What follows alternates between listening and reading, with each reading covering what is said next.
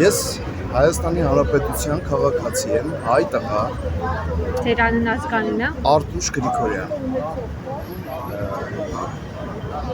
Նախ նշեմ, որ ես մեր տանից չունեմ ոչ զոհված զինվոր, ոչ անհետ կորած։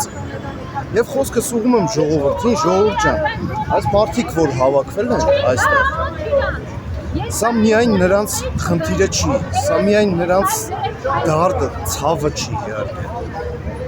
Ես ուղղակի մի բանի վրա եմ զարմանում, այնպես են ապրում հայ ժողովուրդը, կարծես թե Շվեյցարիայում են, Շվեյցարիայի քաղաքացիներ։ Ուրեմն ինչն է իմ խոսքը, որ մի օր հնարավոր է, որ այսպես անհետ կորի մի ամբողջ ժողովուրդ ու ոչ ոք չասի, թե ինչ եղավ, ինչպես պատահեց դա։ Ուղղակի ես այսօր միանում եմ նրանց ցավին, նրանց դարդին ու փորձում եմ մի փոքր, ինչքան հնարավոր է, նրանց ցավից ես էլ տամ։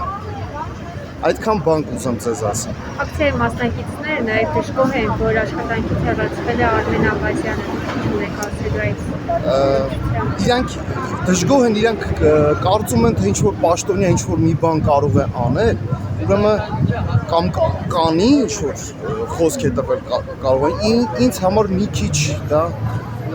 ոնց ասեմ, միևնույն է ով կլինի այնտեղ։ Այստեղ կարևորը պահանջն է, կարևորը մարդիկ հասկանան, որ այս ցավը միայն նրանցը չէ։